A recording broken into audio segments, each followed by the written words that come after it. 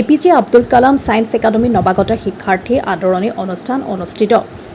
হাওড়িয়া পেটস্থিত APJ Abdul Kalam science একাডেমীৰ উদ্যোগত 2026 শিক্ষাবৰ্ষৰ নৱাগত শিক্ষাৰ্থীসকলক আদৰণি জনোৱাৰ উদ্দেশ্যে এক বৰ্ণাঢ্য নৱাগত শিক্ষাৰ্থী আদৰণি অনুষ্ঠান অনুষ্ঠিত হয়।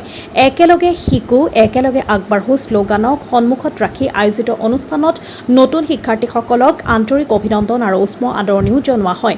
অনুষ্ঠানত মুখ্য অতিথি হিচাপে উপস্থিত থাকে 3 নং শ্ৰীৰামপুৰ সমষ্টিৰ TCLCৰ চেয়াৰমেন মুকলিছুৰ ৰহমান। লগতে উপস্থিত থাকে ভোমৰাবিল এম ই স্কুলৰ প্ৰাক্তন প্ৰধান শিক্ষক আহমেদ আলী শেখ, নৱজ্যোতি হাইস্কুলৰ শিক্ষকসকল আৰু এপিজে আব্দুল কালাম সায়েন্স একাডেমীৰ প্ৰধান শিক্ষকৰ লগতে অঞ্চলটোৰ বিশিষ্ট সমাজকৰ্মী আৰু গণ্যমান্য ব্যক্তিসকল। অনুষ্ঠানত অতিথিসকলে শিক্ষাৰ্থীসকলক মনোযোগ সহকাৰে অধ্যয়ন কৰি উজ্জ্বল ভৱিষ্যত গঢ়ি তোলাৰ আহ্বান জনায় আৰু সাংস্কৃতিক পৰিৱেশনা আৰু শুভেচ্ছা বিনিময়ৰ মাজেৰে অনুষ্ঠানটি আনন্দময় পৰিৱেশেৰে সম্পন্ন হয়। কোকৰাঝাৰ জিলাৰ গোহাঁইগাঁৱৰ পৰা আজুল হকৰ ৰিপৰ্ট, নিভাজ অসম লাইভ। আমাৰ বিটিচিৰ মুৰব্বী হাজৰামা মকলিৰ ছাৰে সদায় বিটিচিক এজন গাৰ্জিয়ানৰ নিচিনাকৈ নেতৃত্ব দি আছে আৰু বিটিচিত উন্নত বিটিচি চোৱাৰ কাৰণে শিক্ষাৰ ক্ষেত্ৰত চবতকৈ বেছি ইম্পৰ্টেঞ্চ দি আগুৱাই লৈ যোৱাৰ কাৰণে তেখেতসকলে যিখিনি কৰণীয় গোটেইখিনি তেখেতে কৰি আছে বা আগন্তুক দিনত কৰাৰ কাৰণে আমাকো অনুপ্ৰেৰণা দিয়ে।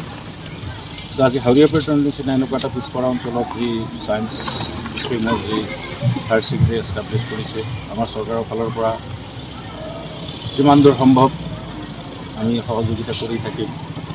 ষ্টুডেণ্টসকলৰ লগত আমি আছোঁ।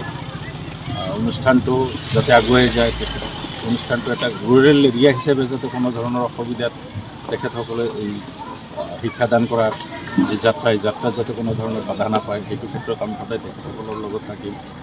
যিকোনো অভাৱ অভিযোগত তেখেতসকলক আমি সহায় সহযোগিতা কৰিম। বিশেষ দল সদায় ৰাইজৰ লগত থাকিব বিচাৰে, ৰাইজৰ কাম কৰিব বিচাৰে, ৰাইজৰ শিক্ষাৰ প্ৰতি যি দায়িত্ব, এই দায়িত্ব সদায় মাথাত লৈ আগুৱাব বিচাৰে আৰু আমি সেইটো ক্ষেত্ৰত এই প্ৰতিষ্ঠানটোক আমাৰ নিজৰ প্ৰতিষ্ঠান হিচাপে আমি মানো।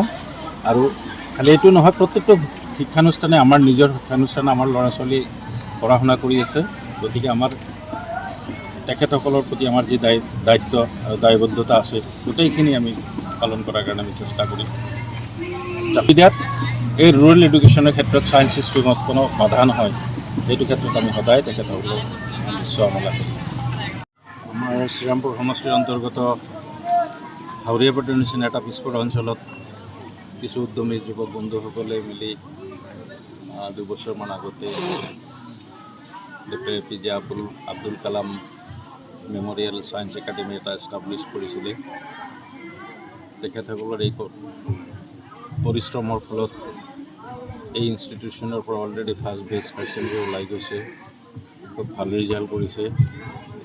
আজি তেখেতসকলৰ এই নতুন বৰ্ষত নতুনকৈ এডমিশ্যন লোৱা ছাত্ৰ ছাত্ৰীসকলৰ কাৰণে নৱাগত আদৰণি সভা অনুষ্ঠিত কৰিছিলে। তাতে আমাক আমন্ত্ৰণ জনাইছিলে। আহি আমি ছাত্ৰ ছাত্ৰীসকলৰ লগত কিছু সময় অতিবাহিত কৰিলোঁ। শিক্ষাগুৰুসকলৰ লগত ইণ্টাৰেকশ্যন কৰিলোঁ। ভাল লাগিছে, এটা ভাল পৰিৱেশ। ৰুৰেল পৰিৱেশত ইমান ধুনীয়া এটা পৰিৱেশত শিক্ষানুষ্ঠানটোত শিক্ষাদান চলি আছে দেখি খুব ভাল পাইছোঁ। আগন্তুক দিনত ইয়াতকৈ আৰু ভালভাৱে পঢ়া শুনা কৰাৰ যি পৰিৱেশ তেখেতসকলে দিব বুলি আশা কৰিছোঁ আৰু অনুষ্ঠানটো কামনা কৰিছোঁ। গঠিত এপিজে আব্দুল কালাম সায়েন্স একাডেমীৰ ফালৰ পৰা এখন ৱেলকাম চেৰিমনি তথা ফ্ৰেছাৰ্ছ ডে আয়োজন কৰিছোঁ। এই আয়োজনৰ জৰিয়তে আমি আমাৰ ক্লাছ 9 আৰু ক্লাছ 11 দুটা ক্লাছৰ ল'ৰা ছোৱালীবিলাকক আমি আজি আদৰণি জনাইছোঁ তথা তাৰ লগে লগে আমাৰ ক্লাছ 12 পাছ, এইবাৰ যিবিলাক ল'ৰা ছোৱালীয়ে 12 পাছ কৰি গ'ল, হায়াৰ ছেকেণ্ডেৰী ছেকেণ্ড ইয়াৰ পাছ কৰি গ'ল, সিহঁতকো আমি আজি এই সভাৰ জৰিয়তে সম্বৰ্ধনা দিছোঁ। আৰু আমাৰ এইখন বিদ্যালয়ত এইবাৰেই ফাৰ্ষ্ট পৰীক্ষা দিছিল, তাতে আমাৰ যিখিনি ৰেজাল্ট হৈছিল খুব সুন্দৰ এটা ৰেজাল্ট হৈছিল। 81% হাইষ্ট আছিল। যিবিলাক ল'ৰা ছোৱালীয়ে মেট্ৰিকত 30-35%, 40% লৈ আমাৰ এইখন অনুষ্ঠানত ভৰ্তি হৈছিল, সেইবিলাক আজি 70-80% লৈ আমালোকৰ এইখন বিদ্যালয়ৰ পৰা উত্তীৰ্ণ হৈছে। তো এইখিনিতে আমি আমাৰ যিবিলাক কৰ্মৰত শিক্ষক শিক্ষয়িত্ৰী আছে তেখেতসকলক আমি ধন্যবাদ দিবই লাগিব, কিয়নো তেখেতসকলে খুব যথেষ্ট কষ্ট কৰি আমালোকৰ এইখন বিদ্যালয়ত পাঠদান কৰি আছে। খুব নগণ্য এটা মাননিক তেখেতসকলৰ অৱদানত আজি আমি এইখন পজিশ্যন পাবলৈ সক্ষম হৈছোঁ।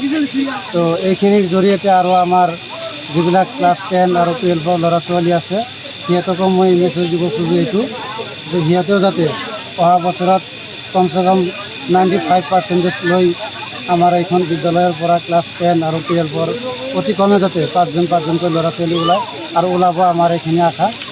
তো আমি এইখিনিতে আৰু এটা কথা ক'ব খুজিছোঁ, আমাৰ এই ফ্ৰেছাৰ চেৰিমনিত বহুত মানুহ আমাৰ বহুত গেষ্ট অতিথি আমাৰ ইয়াতে আহিছিল, সিহঁতসকলেও বহুত কষ্ট কৰিছে, আপোনালোকেও বহুত কষ্ট কৰি আছে।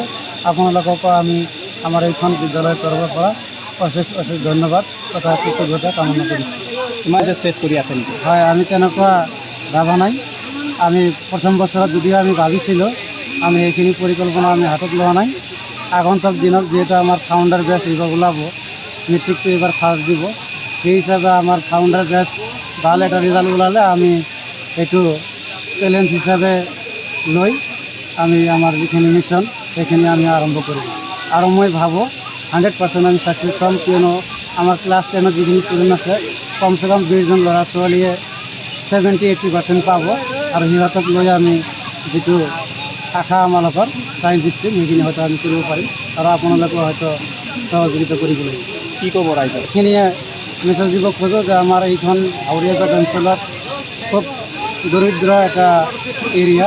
এই এৰিয়াত আমি ল'ৰা ছোৱালীয়ে আগতে পঢ়া শুনা কৰিবলৈ হ'লে বহুত দূৰত পঢ়া শুনা কৰিব লাগিলেহেঁতেন, কিন্তু আমি এনেকুৱা এটা পজিশ্যন, এনেকুৱা এটা পৰিৱেশ এনভাইৰনমেণ্ট সৃষ্টি কৰিছোঁ য'ত ঘৰত থাকি খোজকাঢ়ি ল'ৰা ছোৱালীবিলাকে পঢ়িব পাৰিব খুব নগণ্য এটা টকা। যদি কোনোবা গাৰ্জেন বা ষ্টুডেণ্ট এনেকুৱা আছে আমালোকৰ ইয়াতে যোগাযোগ কৰিব পাৰিব। ক্লাছ 9 to 12 আৰ্টছ ছায়েন্স নাইবা ক্লাছ 9-10 আমাৰ ইয়াতে পঢ়া শুনা কৰিব পাৰিব খুব নগণ্য পইচাত। আৰু যিটো অলপ আগতে ক'লোঁ সেইটো আকৌ এবাৰ কৈ আছোঁ, আমাৰ লগত টিচাৰবিলাক কোৱালিফাইড টিচাৰ, সকলোবিলাকৰ এক্সপিৰিয়েঞ্চ BEd, DLEd, MA সকলোবিলাক হাইলি কোৱালিফাইড টিচাৰ আমাৰ ইয়াতে আছে।